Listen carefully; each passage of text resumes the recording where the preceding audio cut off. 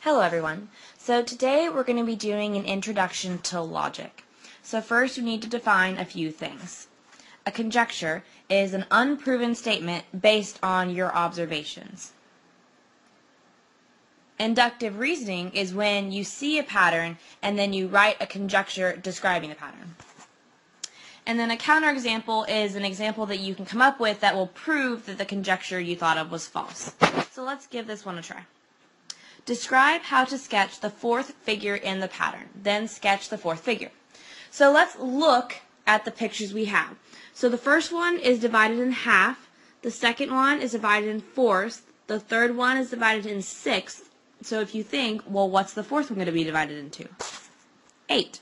So this one's going to be divided into 8 pieces. But the fourth figure still doesn't look like the rest of our figures because they all have a shaded region. Now if we look, the shaded region is on the left side but above my horizontal diameter.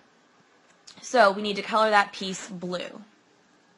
So the conjecture is that each circle is divided into halves, creating congruent pieces. And the description of our fourth piece is it will be divided into 8s and the shaded region will be above the horizontal line on the left. So that's an example using pictures. You'll also see examples using numbers. So go ahead and pause the video and see if you can fill out the next 3 blanks for each of these patterns and try to figure out what the pattern is.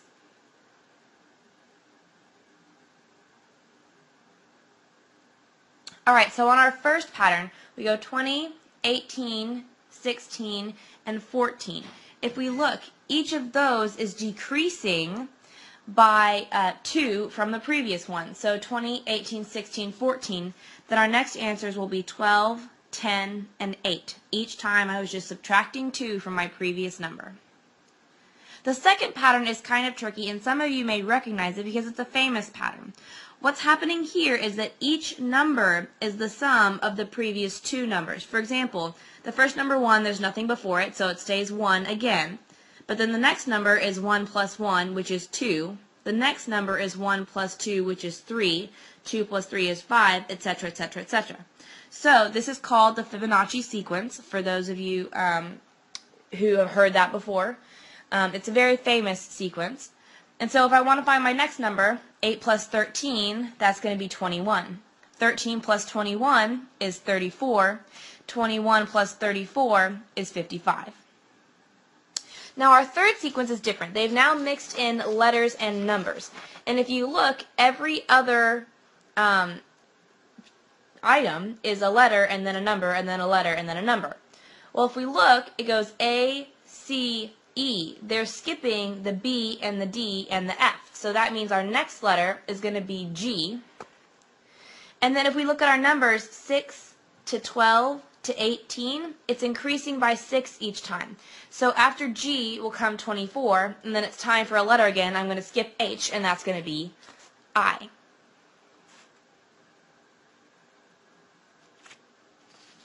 Alright, now as I mentioned before, there are counterexamples. Now most, if there is one counterexample, there are usually a lot of counterexamples. So let's look at this conjecture. The sum of 2 numbers is always greater than the larger number. So if we think about this, your immediate response is, well, yeah, because like 1 plus 2 is 3, and 3 is bigger than both 1 and 2. But then, what about negative numbers? If you add 2 negative numbers together, then the number is smaller. For example, negative 2 and negative 3 is equal to negative 5, and negative 2 is a larger number than negative 5. I didn't necessarily have to pick negative 2 and negative 3. I could have picked negative 11 and negative 9. It would have still proven my conjecture false. With counterexamples, you only need one counterexample to prove a statement false.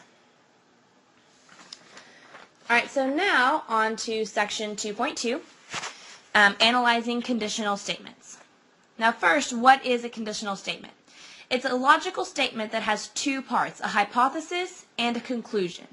It's written if hypothesis, then conclusion. We won't actually use the words hypothesis and conclusion. We'll have other things to fill in those spaces. So your hypothesis is the if part of the statement, and your conclusion is the then part of the statement. For pre-AP, you will have to write this out symbolically, and instead of writing if and then, you will just write the hypothesis, which we will call P, and then an arrow that represents the then, and then ending with Q, your conclusion. Alright, so now let's write the following as conditional statements. So our statement is all whales are mammals. So I have to turn this into an if-then statement. So what are we starting with? We're starting with whales. So if an animal is a whale, then it is a mammal. Number 2, two angles are supplementary if they are a linear pair. Now, like before, the whales came first and the mammals came second, so then it just lined up perfectly, if and then. On this one, they give you kind of a hint, give you a hint right here with this word if that tells you what follows after me is actually my hypothesis. So, my conditional statement is if two angles are a linear pair, then they are supplementary. So again, that if kind of should send off little signals in your head. This is where my hypothesis is going to start. Number 3, all 90-degree angles are right angles. So if an angle measures 90 degrees, then it is a right angle. Number 4, we can look at an algebra example. 2x plus 7 equals 1 because x is equal to negative 3. So the because is kind of where we start, same thing as if. So if x is equal to negative 3, then 2x plus 7 is equal to 1.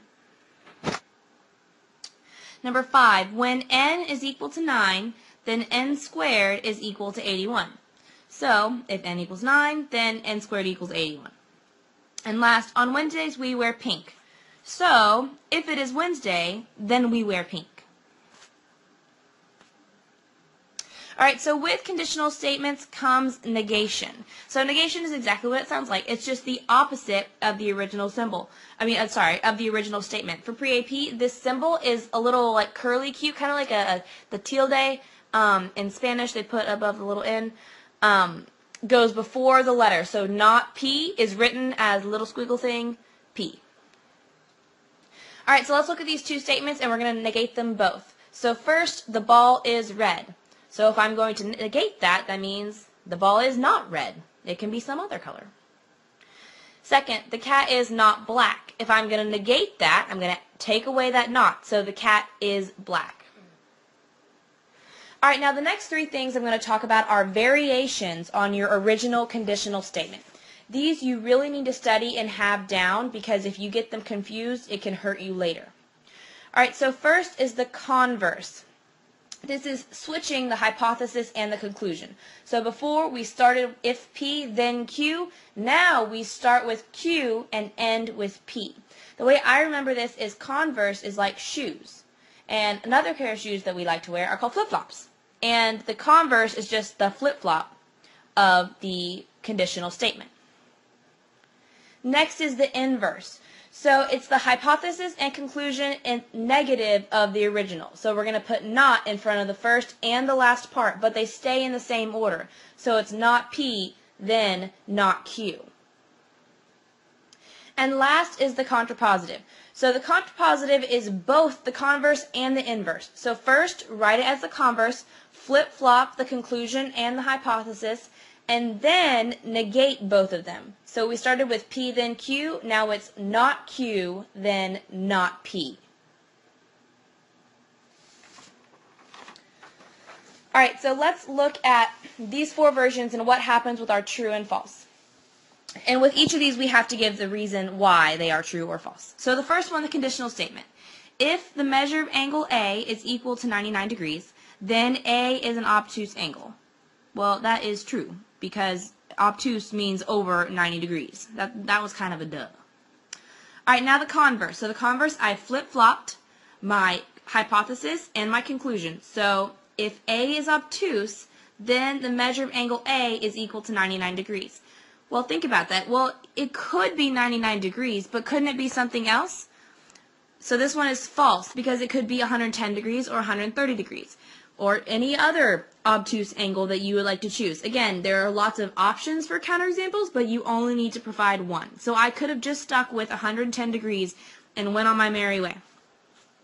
All right, next, the inverse. So the inverse is in the same order, hypothesis and conclusion, as the conditional statement, but it's negative of both the hypothesis and the conclusion.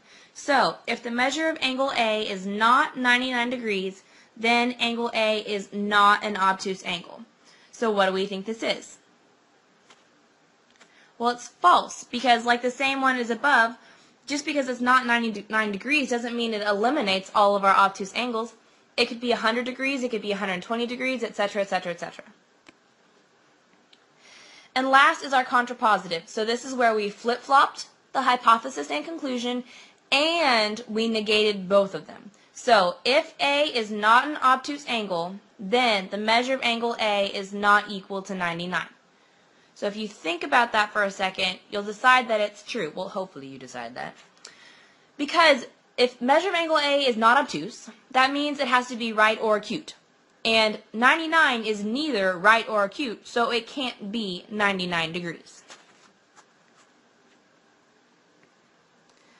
Alright, so now we're going to write all the forms of a given statement. Our statement is guitar players are musicians. And then we're again going to decide the true and false thing. Alright, so first we're going to write in if-then form, guitar players are musicians. So, if you are a guitar player, then you are a musician. Well, what do we think? I think that's true, just because the definition of a musician is a person who plays a musical instrument. That is a guitar player, so this is a true statement. Next, the converse. So converse, we're going to do the flip-flop of what we had before. So what we had before started with guitar and ended with musician. Now we're going to start with musician and end with guitar. So if you are a musician, then you are a guitar player. Do you think this is true or not? I vote this is false, because not all musicians play guitar. There are many people who play other instruments like piano or flute or clarinet, etc., etc., but they don't play guitar and they are still considered musicians.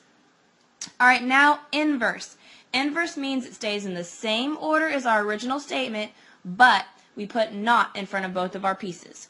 So, we're going to take not guitar player and not musician. So if you are not a guitar player, then you are not a musician. What do we think? True or false? Hopefully you circle false, because non-guitarists can be musicians too, just like we said above. You could be a pianist, you could be a flautist, any of those things. You don't have to be a guitarist to be clarified as a musician, so non-guitarists can still be musicians. And last, the contrapositive. So this is when we flip-flopped it and we made it negative. So if you are not a musician, then you are not a guitar player. So hopefully you think this is true, just by definition of a musician.